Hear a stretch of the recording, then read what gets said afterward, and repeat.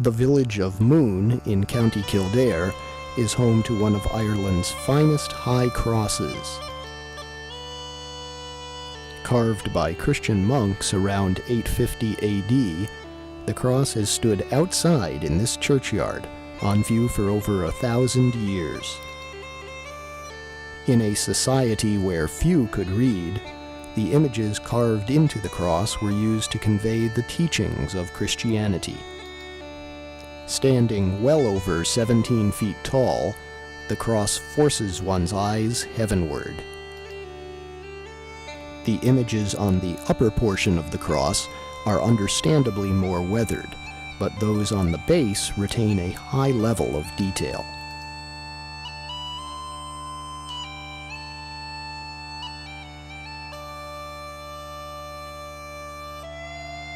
Some of the stories pictured include the miracle of the loaves and fishes, Daniel in the lion's den, the flight into Egypt, the temptation of Saint Anthony, and a six-headed apocalyptic creature. The religious panels toward the base are surmounted by smaller panels on the shaft depicting various animals, topped off with Celtic knotwork and other patterns at the top of the cross.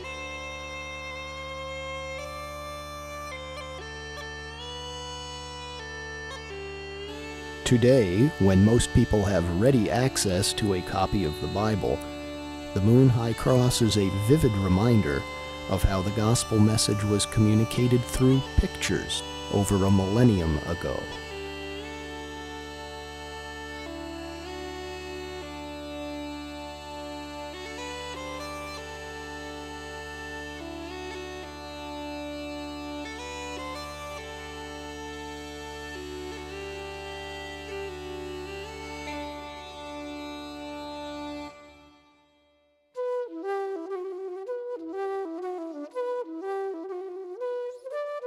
St. Brigid's Cathedral in the town of Kildare dates to the 13th century, although a church has stood on this site since the 400s.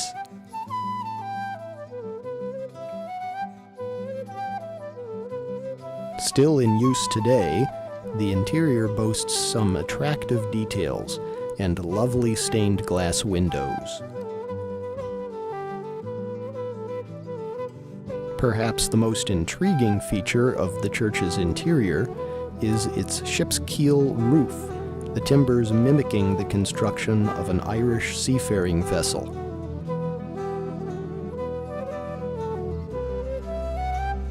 But the primary reason for visiting St. Brigid's is to see the cathedral's remarkable 10th century round tower. Although there are a number of round towers in Ireland, this is one of the few that you can still climb. A series of ladders and platforms takes you up the interior, all the way to the top, more than 100 feet above the ground. The monks used round towers as lookouts to detect approaching Vikings and other raiders who often pillaged monasteries. Once you reach the top of the tower, you have a lovely view of the cathedral below and the town of Kildare.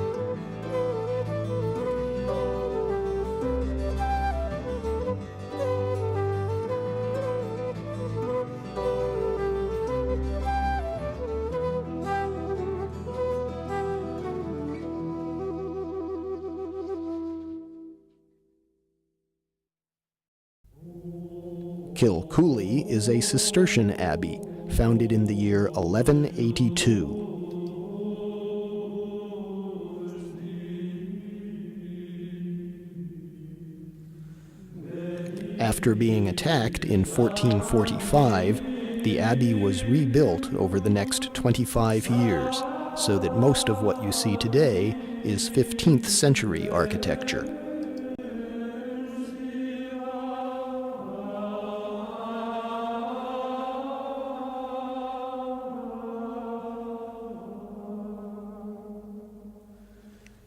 A series of arches leads to a beautiful Gothic doorway, surrounded with carvings on the walls.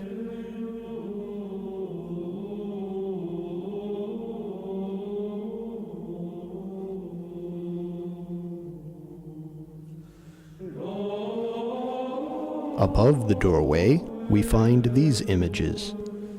On the right may be St. Patrick driving the snakes out of Ireland, or perhaps a symbolic representation of Christ defeating Satan. To the left, a crucifixion scene. We also find images of this bishop and an angel.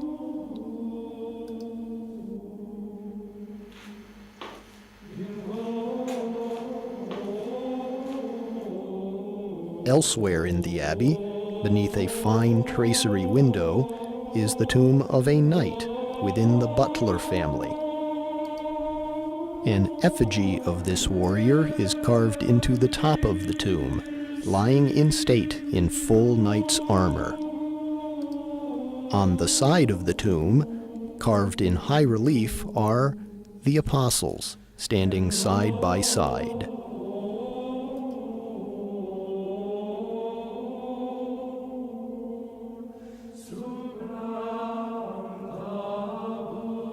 And at the knight's feet, his faithful dog.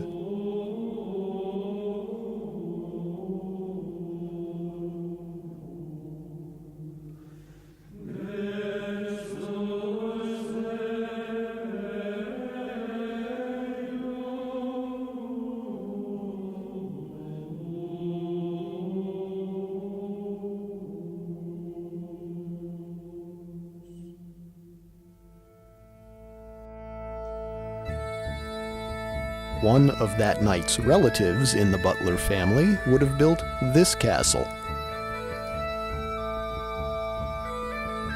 Located in the town of Cahir, it was begun in the 1200s and then much expanded over the next 200 years. Cahir Castle is one of the largest in Ireland and remarkably intact, providing a good glimpse of what castle life would have been like in the Middle Ages.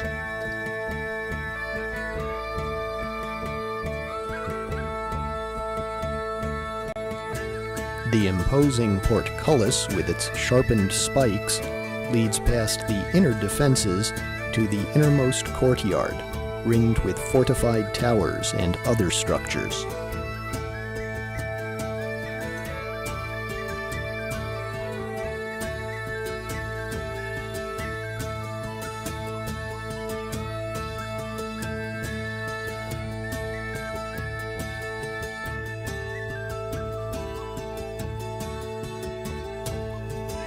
While most of the interior rooms are considerably smaller, this great banquet hall is certainly an exception, its most notable feature being its timber roof.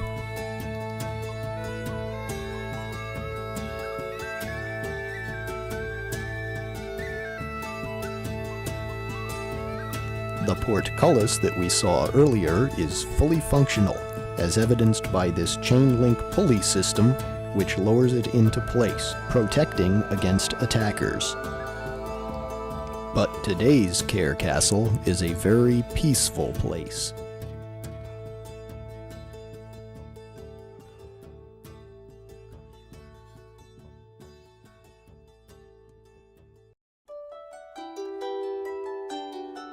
Towering above the grassy plains of southern Ireland stands the impressive hilltop fortress known as the Rock of Cashel.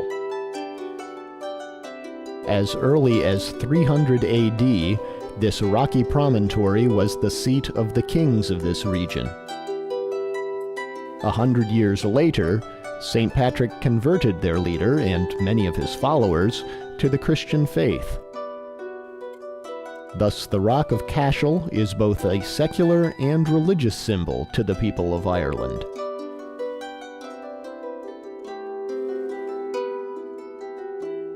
While the scale of the structure is most impressive, there are delightful details for those with sharp eyes.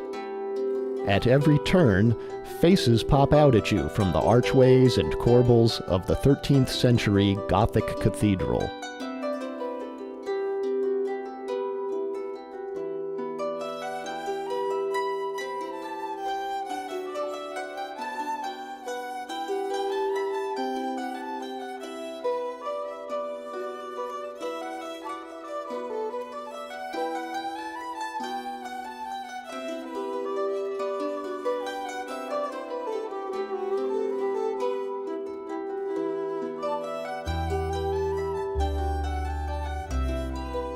Adjoining the northeast corner of the cathedral, the 11th century round tower, standing 92 feet tall, is the oldest remaining structure on the rock.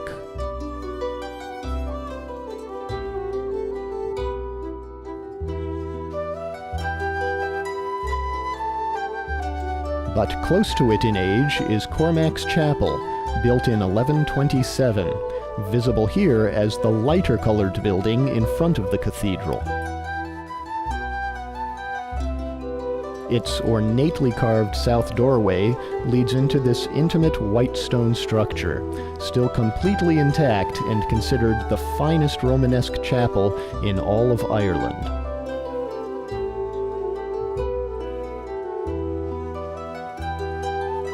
Toward the back of the chapel are the richly carved remains of a sarcophagus, thought to be that of King Cormac himself, who built the chapel and after whom it is named, while other unnamed faces look down on visitors, as they have for the past 800 years.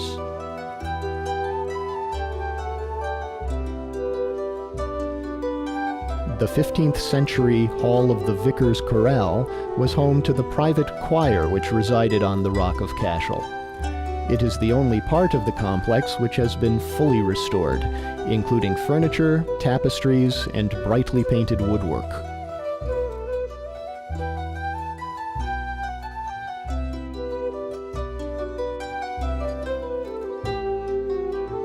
The sole remaining secular edifice on the rock are the remains of this fortress-like palace adjoining the cathedral. Capping off our visit to Cashel, we were delighted to find a room for the evening with a picture window overlooking the rock.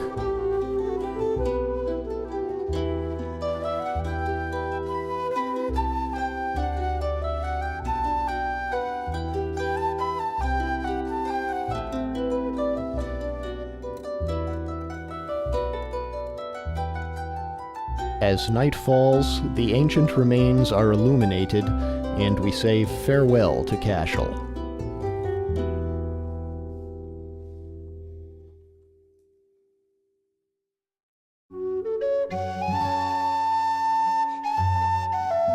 A few miles west of Cashel, in the middle of a farmer's field, lie the remains of Athassel Priory. This long-abandoned monastery was built by the Normans around the year 1200. The native Irish, not caring much for the Normans, burnt down the monastery in the early 1300s. Now all that remain are the cattle, overlooking the peaceful ruins.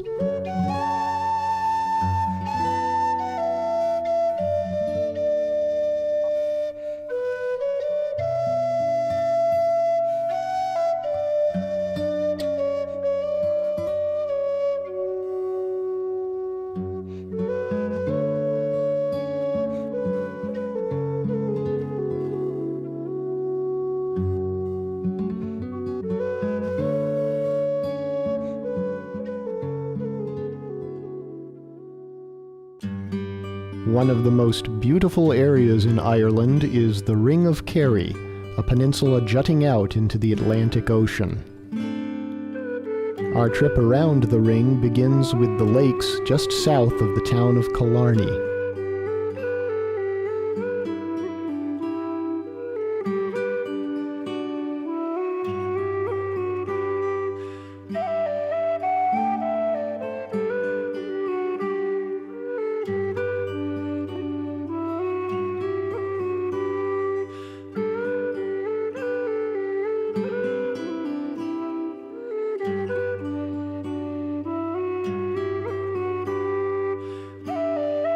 Further around the ring, we come to the ocean, with its many bays and inlets.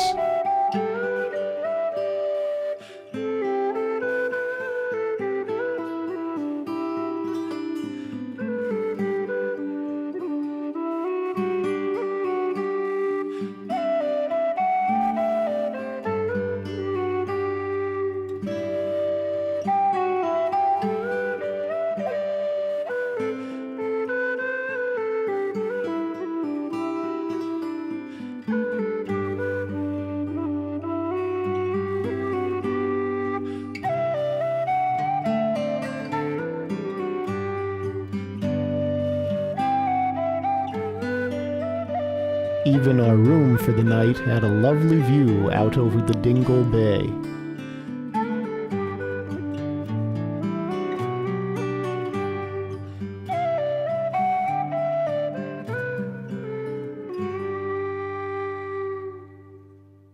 But while the scenic beauty is the principal reason for visiting the Ring of Kerry, it's not without historic sites of its own. This ring fort at Skellig dates all the way back to the 2nd or 3rd century AD. It's considered by some to be one of Ireland's finest dry stone structures, with walls up to 18 feet tall and 13 feet thick, offering ample protection to the local inhabitants whenever threatened. On the day we visited, the rain and fog only added to the mystique of this ancient structure. You can still climb up the steps that were built into the wall some 1,800 years ago. Today's pastoral setting gives little indication of the ancient battles that may have raged here.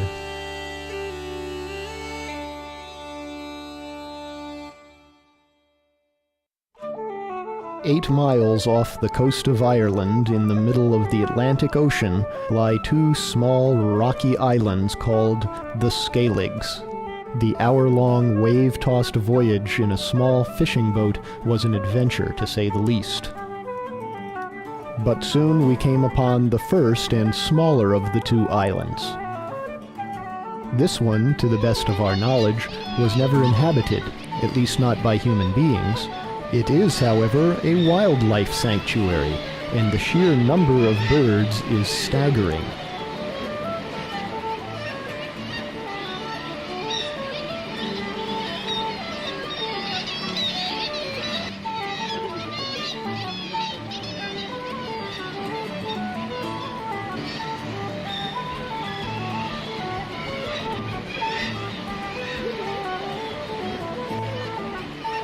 After circling the smaller Skellig Island, it was time to move on to its big brother, Skellig Michael. After landing on Skellig Michael, we looked back at the smaller Skellig Island, much as the first monks probably did when they landed here in the 6th or 7th century. Seeking to turn this harsh island into a monastic retreat, the monks built these 600 stone steps into the mountainside, leading up to their new home in the cliffs, 500 feet above the sea. It would not be an easy life here.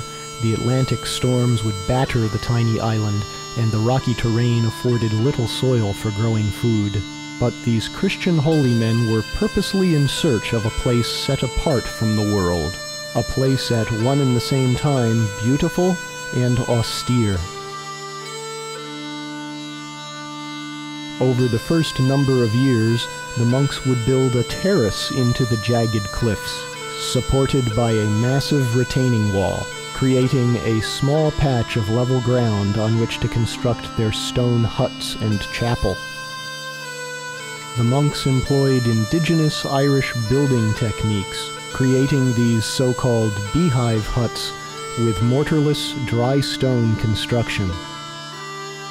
There were probably no more than a dozen monks here at any one time, devoting themselves to a life of prayer and hard work, and they endured several Viking attacks. But undeterred, their monastic way of life continued for well over 500 years.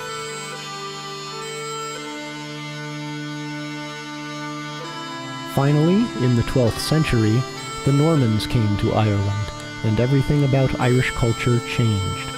The church took on more of its modern structure and began having much closer ties to Rome.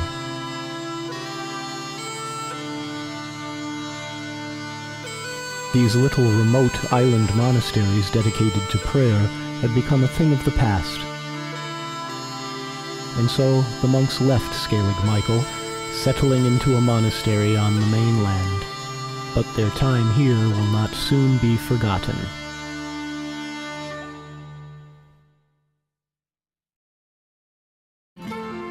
When the monks left Skellig Michael, they came here to the monastery at Ballinskellig.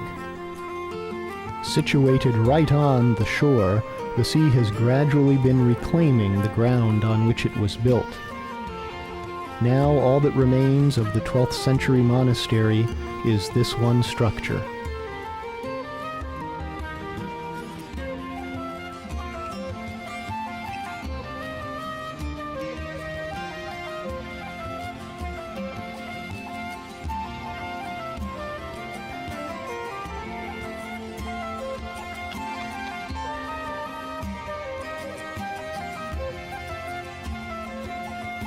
A few hundred feet further along the shore, we came across these additional ecclesiastical ruins.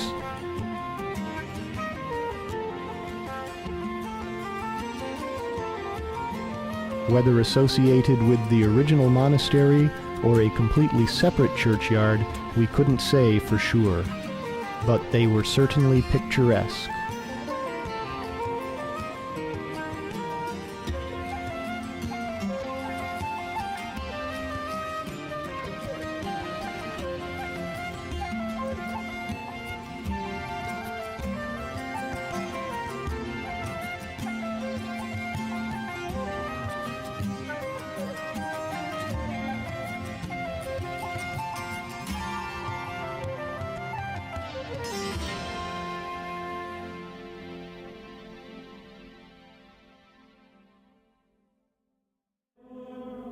Timoleague Friary was founded in the 13th century. In the Franciscan tradition of simplicity, the architecture is graceful but unadorned.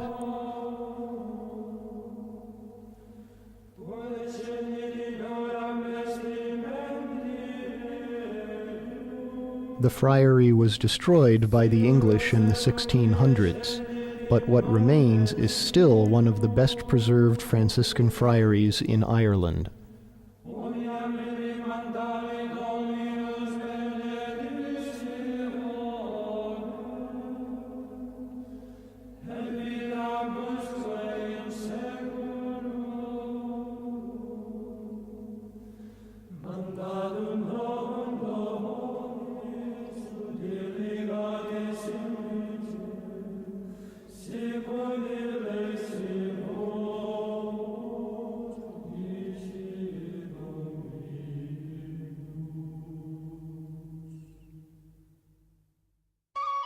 The spire of St. Colman's Cathedral watches over the seaport village of Cove, its pastel-colored houses standing in stark contrast to the tragedies that will forever be associated with the town.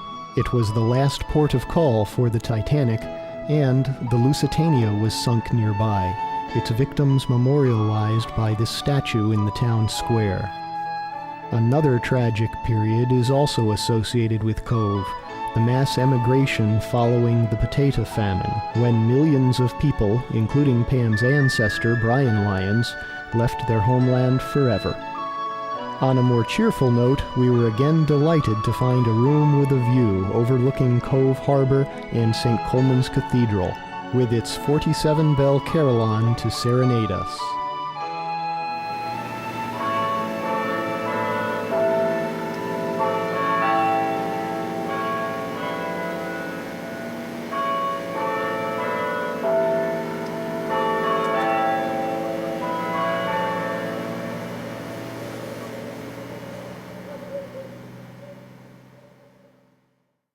Jameson has been distilling Irish whiskey here since the early 1800s. When the company moved to a more modern facility, they restored this one so that visitors could see the entire process while learning about the lives of the 19th century workers. This massive copper still on display outdoors gives just a hint of what visitors see inside. This monastery in Ardmore is dedicated to Saint Declan, a major figure in early Irish Christianity, predating even Saint Patrick. The church building dates to the 12th century, although the panels on the exterior wall are 200 to 300 years older. The images in the 13 smaller arches above are heavily weathered, but those in the 2 larger arches below are easier to decipher. This one depicts the Judgment of Solomon at the top, while the bottom section portrays the Adoration, with the wise men on the right processing toward the manger scene on the left. The other large arch similarly seems to portray 2 stories. It's hard to say who the figure on the right with the spear might be, but the other image is clearly that of Adam and Eve in the Garden of Eden. The round tower is one of the best preserved in Ireland, with even its pointed cap intact. Standing 97 feet tall, it's about the same age as the church. This very small building is also the oldest on the monastery grounds. It was erected in the 700s over the burial site of Saint Declan. Overlooking the Irish Sea, it stands just east of the church ruins.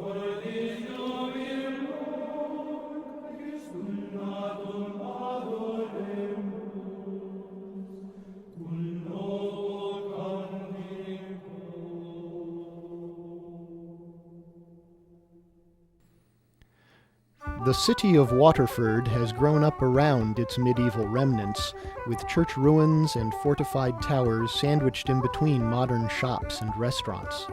That's certainly true of Blackfriars Abbey, which dates to the year 1226.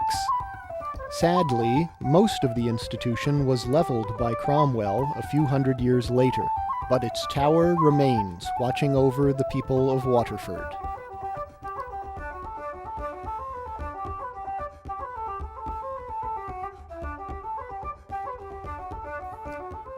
Just around the corner stands French Church, so named because it was given to the Huguenots in 1695, but it's originally of 13th century Franciscan origin. And finally, near the river is Reginald's Tower, named for the Viking leader who built the tower here in 1003, although most of what you see today is of 13th century Norman design.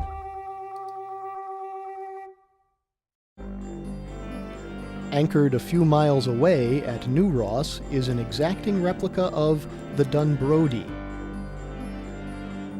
This was one of the many 19th century sailing vessels that transported impoverished Irish emigrants to America during the potato famine. The ship was reconstructed down to the last detail with money donated by the Kennedy family, whose ancestors had themselves emigrated from this area. Clearly, they fared better than most of their fellow passengers.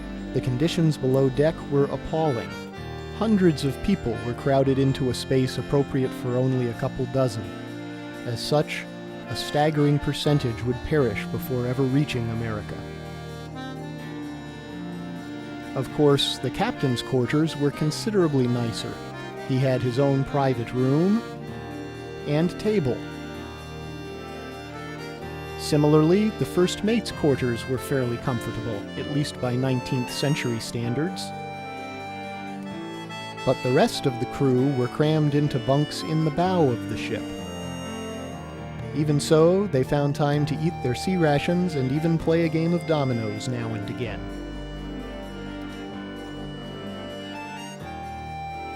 The lowest level below deck was reserved for the cargo. It would often receive more care and attention than the passengers. These lengthy voyages would certainly make us seasick, so it's time to disembark before the ship sets sail.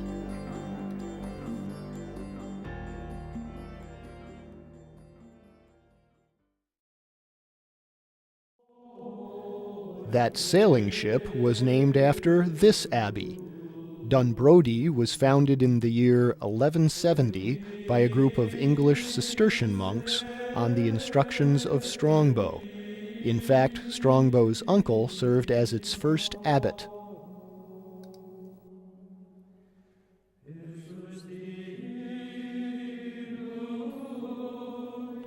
Today, it's simply pleasant to walk among the ruins of the church and cloisters.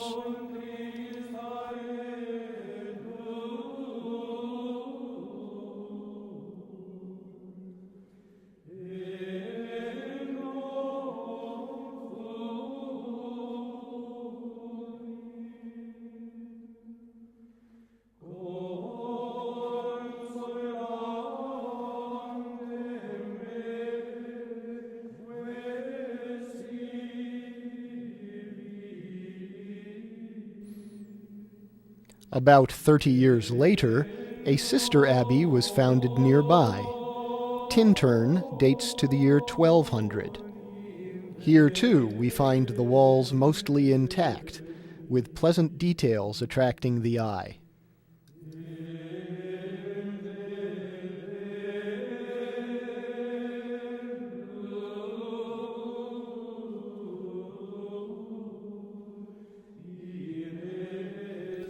As you walk around the exterior of the church, you might sense eyes looking down on you. If you look long enough, perhaps you'll be able to pick out some faces.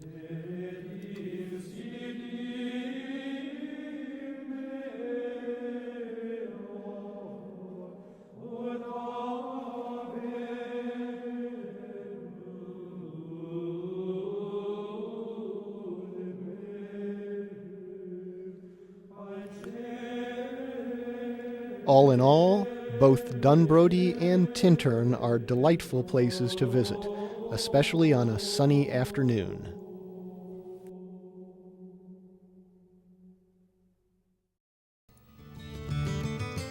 There are a couple of historic sites worth mentioning in the town of Wexford.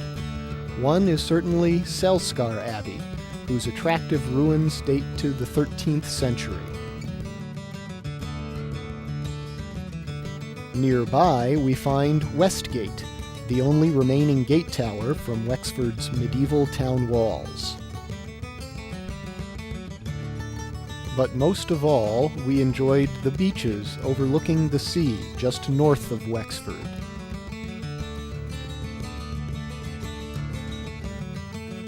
There was time to skip a few rocks, go for a stroll along the water's edge, and even enjoy a little music.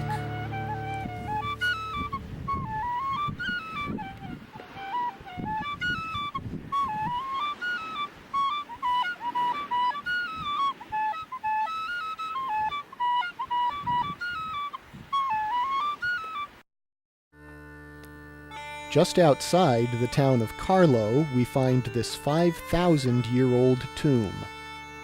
Ancient Celtic burial chambers like this one were created by placing a massive capstone atop several supporting boulders on either side.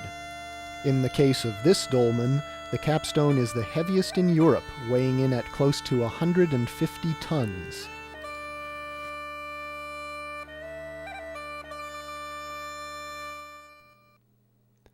There's not much left of pretty little Killishin Church, but what remains is quite remarkable. The Romanesque doorway was richly carved out of stone nearly 1,000 years ago. The undulating patterns on the tiered archway are visible from some distance. Then, as you draw closer, some weathered faces come into focus, along with Celtic knotwork and other details.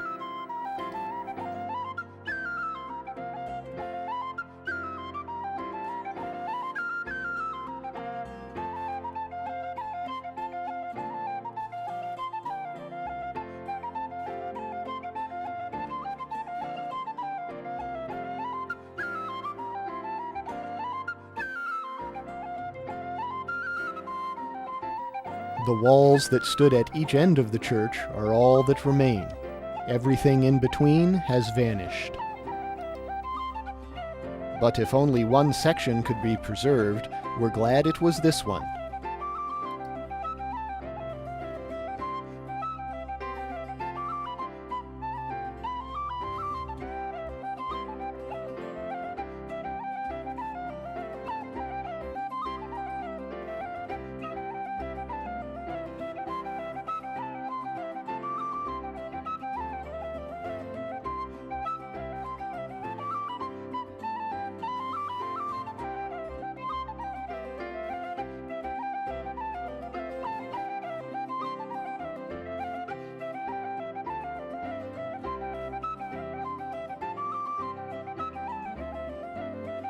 All in all, we had a delightful time in Ireland. We hope you enjoyed sharing in some of our memories. Thank you for joining us.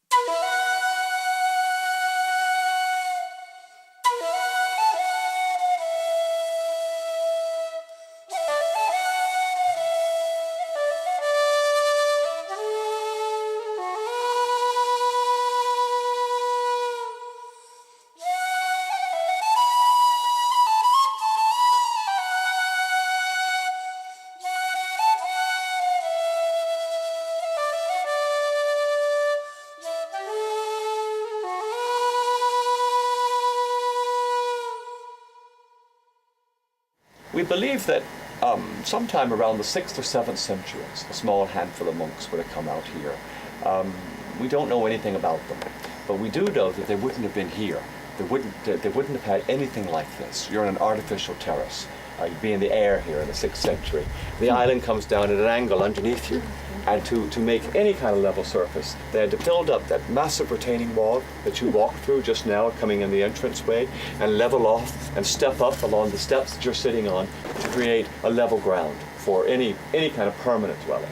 So it took a very long time to create any sort of permanent habitation here. And we see evidence underneath us and further down the mountainside of first attempts to establish a toehold here.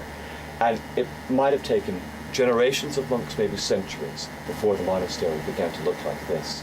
So if you make it all disappear, you get more of an idea of what it looked like when they first came. They just had the inclined bedrock. They didn't have those steps you came up, of course. They didn't have any water. There's no spring on the island. They were very much up here just like the wild animals, just like the birds. And it was the kind of life they chose. They wanted to live in a wilderness environment. They looked for a difficult physical life away from society. And so there was a very strong ascetic impulse in the early Irish church. And the Irish weren't the first to live this way either. They were following very strong traditions which came all the way across the European world and had their beginnings in the first Christian monks, the people who lived in the deserts of Egypt or Syria or Palestine in the 3rd century, maybe about 200 years before these men got here, people like St. Anthony and St. Paul in the desert. And the reason I mention them is because the Irish monks knew about him. They would certainly have known about St. Anthony here. They might have even had a copy of his life here. He's a very strong role model in the early Irish church. This whole idea of going out to the Egyptian desert, living the life of a hermit, eating very little, denying yourself practically everything except just the bare minimum to survive, to live a life of prayer and solitude. And in some of the writings in Ireland, you see Ireland referred to as a little Egypt, or a vine transplanted out of Egypt. And this whole idea of going to the desert is very strong. You see place names in the west of Ireland, even today, which have the word desert in them, or desert. And originally they were little places set aside. So the desert wasn't necessarily sand, it was more a metaphor for just a life apart. And that's certainly what these men chose to do when they came out here. But gradually over time, they began to consolidate their position. And the first time that we actually hear about them is the late 8th century. We have a document written in the year 798 from all the way over in Dublin, a monastery there in Tala. So we see the word Skellig written in the year 798. So Skelligs must have been well known by then. Certainly not long after that, Skelligs was known further afield because the Vikings came here. They came in the first half of the 9th century, maybe 3 times. And on one occasion, we know from one of the annals that they came here and they took away the abbot, the man in charge. His name was Ekau, and he was starved to death by the Vikings. So the Vikings obviously wreaked havoc here. But we do know that the monastery recovered relatively quickly. We have the name of an abbot here from only about 30 years later, and we have the name of 2 more abbots after that, one from the 10th century and one from the 11th century. And then our records stop. So our information is very, very sketchy, but we do have a time frame for when the monks were here. And we think they were here for 500 years anyhow, from about the 6th or 7th centuries up until the 12th. And that this was a focus for a small group of Christian ascetic monks, maybe no more than a dozen, living a very simple, difficult life, obviously, based on those monastic principles of prayer and devotion and work. And obviously they had to work quite hard to survive here. They lived as a community. They didn't live as hermits here at all. They lived in these cells around behind you. They would have come together into their oratory here, this large building, to pray communally together, maybe even have the Mass said if one of them happened to be a priest. And they had to work to survive together here, just to build this, to farm, to fish, to make life go. The monastery, to a certain extent, revolves around this central core. This was the main oratory for the monks, and it was the holy center of the monastery, obviously, because it was where they went to talk to God. It was the house of God for them, so obviously special and revered and central. And you can see a few things about it yourself. First of all, it's built directly on top of this low-lying structure, this rectangular low structure here, which we call a liach. Basically, it's an altar shrine, and it's very ancient. It marks an old holy spot here, because the walls of that run underneath the oratory. So before the oratory was ever there, that was there, and you can see that for yourself. It is almost certainly a burial place or a place where relics were kept of someone early and important. Maybe someone as important indeed as the founder, or else someone early on who was central to the beginnings of this monastery. A great deal of the masonry that you see is original. Let's say 90% of it, at any rate, in the structures themselves. There's been a fair amount of conservation work over the centuries, of course. The tops of some of the cells, these 2 in particular, have had to be rebuilt at the very top. Some of the rubble has been cleared away, some of the structures have been kind of pushed together again. But if you go inside the cells, the inner core is almost in all cases original. And so we have it more or less intact. We have the oratory here where they worship together, and cisterns where they caught their water, garden terrace outside, the steps leading down to the sea, all in its natural environment, of course, relatively undisturbed, which makes it so different from the many sites ashore which would have been interfered with in the intervening centuries. But all of this way of life was coming to an end around the end of our period. In the 12th century, Ireland changed a lot. The Normans came to Ireland. They revolutionized society, and the church began to change a lot too, because you had the big monastic houses from Europe and England coming here, like the Benedictines, the Augustinians, the Cistercians, and they began to revolutionize the church. The church took on much more of its modern structure and began to have much closer ties to Rome. And the way of life of these little remote island monasteries dedicated to prayer really had become a thing of the past by then. And we know that the Augustinians came to Ballinskelligs. It's only about 12 miles from here, just around the coast here. We see ruins of their abbey still there. And sometime over the next century, and we don't know exactly how it happened, there was a shift ashore. These monks more or less deserted this place. And we don't know, did they die away or did they make a decision to leave? We know the weather was deteriorating in Ireland in the 12th century as well. So there was a shift ashore. After about the 13th century, this site is listed as belonging to the Augustinians in Ballinskelligs there. But of course it would have been seen as a holy place for 500 years by now. So it wasn't abandoned by any means. It would have been revered and seen as such. And the Augustinians used it. They built here. And they built this church. And if you look at it just for a second, you can see it's very, very different from everything else we have. It sticks out like a sore thumb. Everything else here is built of dry stone. They're the beehives or clachans. They're built in the native way of building with stone in the west of Ireland. But this is very different. They even brought over stone to build this building. You'll notice this green stone facing the entranceway. It's the only stone in all the buildings that doesn't come from this island. And it's green sandstone from Valentia Island, just over across the water there.